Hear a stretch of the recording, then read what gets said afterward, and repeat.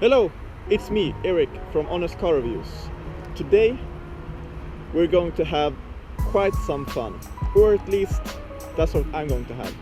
I'm going to do a challenge with the new Volkswagen E Golf. I'm going to try to drive from Södertälje, which is near in Stockholm, to Motala, and that is around 20 miles. This car should have a range of 30 miles, but right now it has around 21 miles of range. So it will be interesting to see if this car, the E-Golf, will be able to go the entire distance without charging. But if we need to charge, which, if I'm honest, it might happen, we at least have our loading cables. I think that we can put it down here, but we have our loading cables. I've just picked it up from Volkswagen here in Södertälje. So I have just driven to this place, and we'll find out if this will be the revolutionary electric vehicle. At least it looks very, very golfy. Instead of red, if there's a sporty version, you have blue, which means that this is an electric version. This is not the standard white color. It's more grayish, and I quite like it. Those wheels though, they are pretty hideous. These tires should make it easier to roll. It's not as grippy. It's meant for hypermiling. But you have your E-Golf here, and you have your blinkers here. Here's the inside of the car. I have my camera equipment, the regular Volkswagen steering wheel. And let's see here. As in the Polo, we have the very standard looking gearbox layout. You have the engine start stop and a really, really big screen. So let's see how everything looks.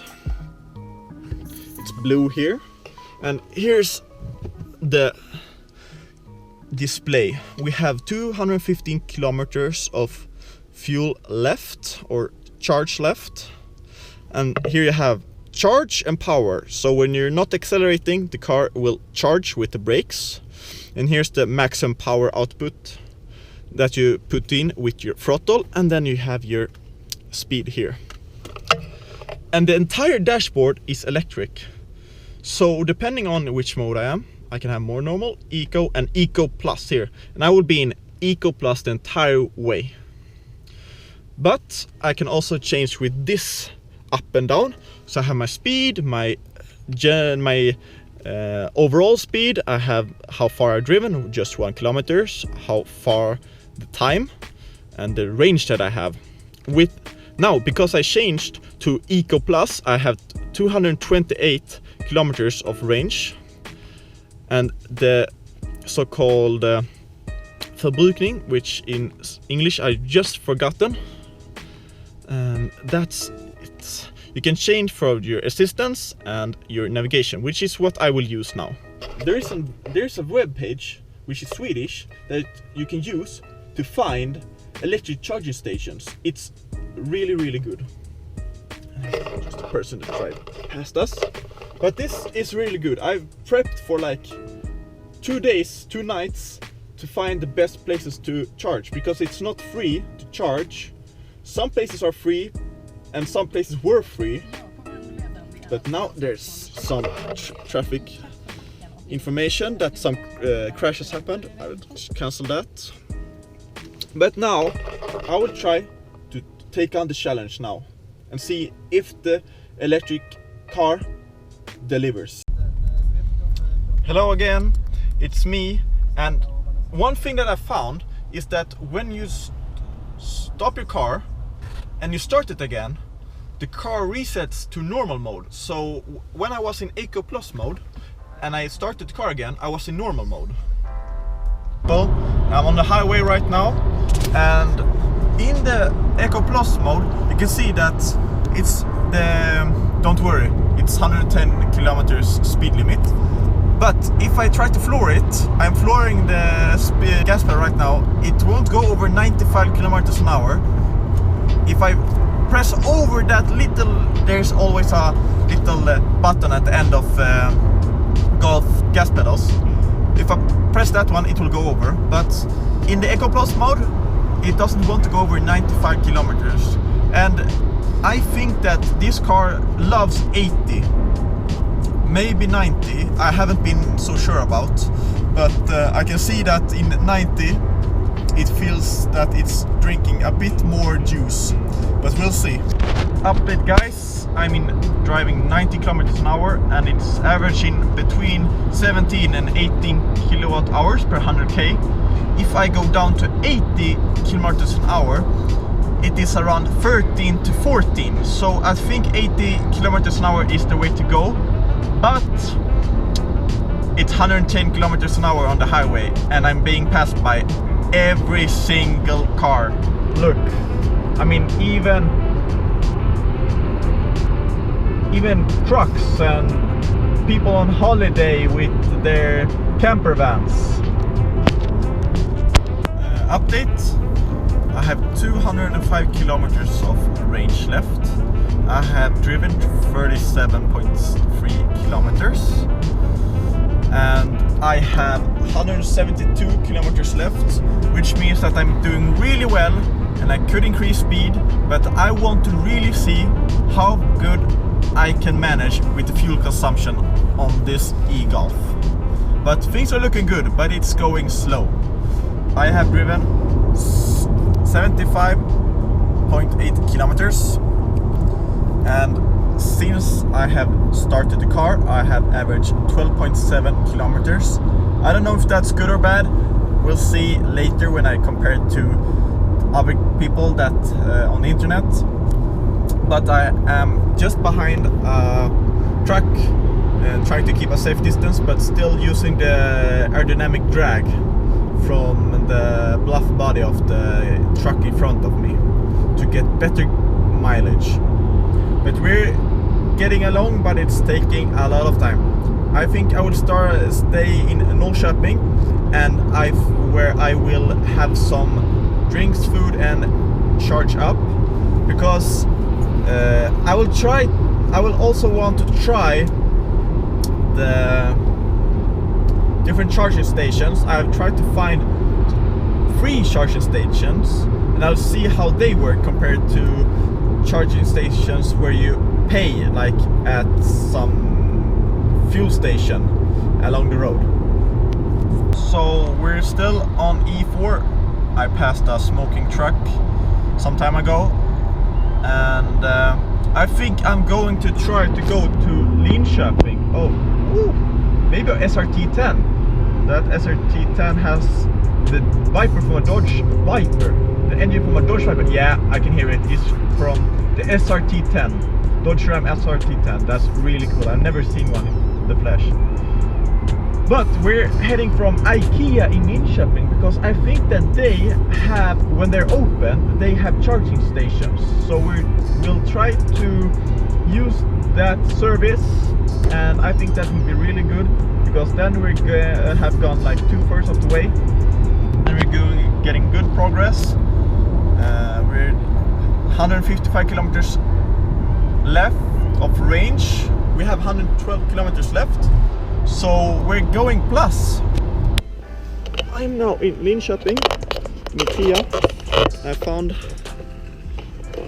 a really good charging place. It's free, it isn't fast, but I might take a bite.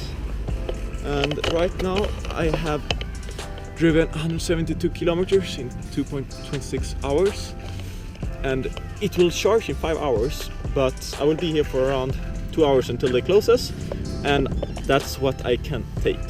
2.5 hours later, I have charged 2/3 of the battery, and I've just dragged out the contact, the plug here. So I want to drag this thing out but it doesn't let me. And in the workbook, in the instructions manual, it should that the gear lever should be in P and the car should be unlocked. Well, yeah, it is. Well, let's check that out. Maybe it's not unlocked. Let's try it. So it should be, I'm pressing, now it should be unlocked. And the charge should have been cancelled. And yeah, the charge is not charging, of course. So now it should be able, but why doesn't it want to go out? This is rather weird. This is very weird. Why doesn't it want to? Well,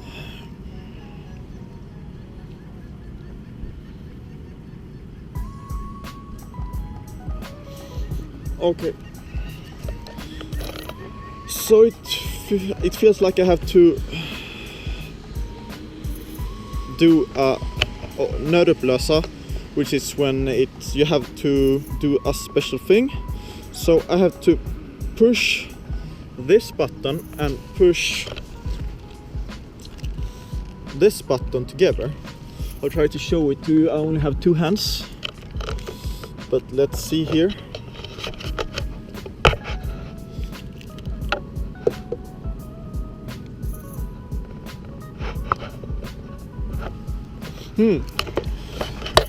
Give me a second. I managed to fix it.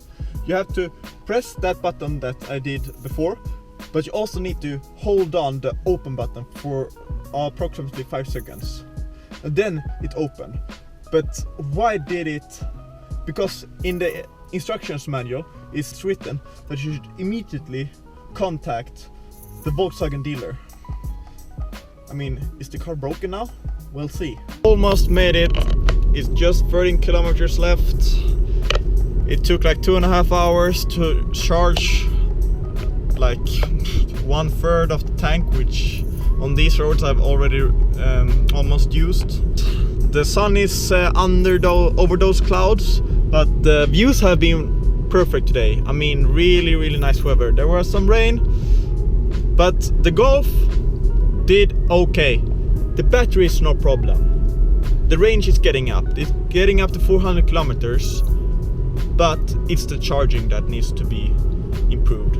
To charge 1/3 of the battery is not good. I mean, you can eat and stuff, but when you just want to go on your way and you have to wait for so long for so little, when you compare that to just a petrol car that you just fuel up and leave in like 3 minutes, you can even buy stuff in that time.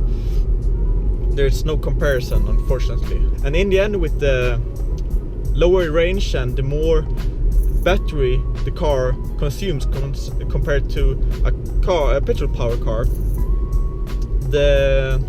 I'll calculate that. I will show it later how much money per kilometer you pay, or per 10k you actually pay.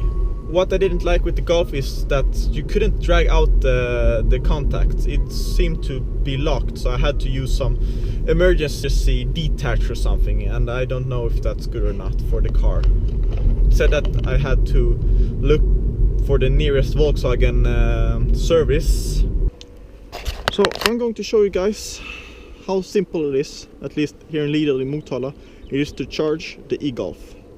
It has just charged 100%, and this is the CCS charger, 500 volts, 125 amps. That's the key, the amps. And it's as easy as just plugging it in. You have this charging, and you just insert it, and here it is as simple as just plug it in and then start. And then you press start. It's preparing loading.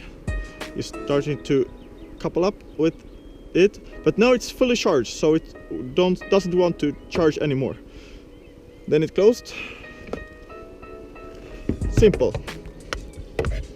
In Sweden you have 3 different systems. You have the standard, this one that goes to the top part here. You have a very unique thing, which is the ChadeMo, which goes to different cars. This doesn't fit to this car, so you have to use an adapter. This car doesn't come with an adapter. And you have the CCS, which is this car can handle. This is the thing that you will have home. It will slow charge during the night. These are when you're driving on long distances, having to eat. So it's simple as that. Here it worked fine with uncoupling the charging thing. At some places there might be some difficulties, but the E Golf has served me well.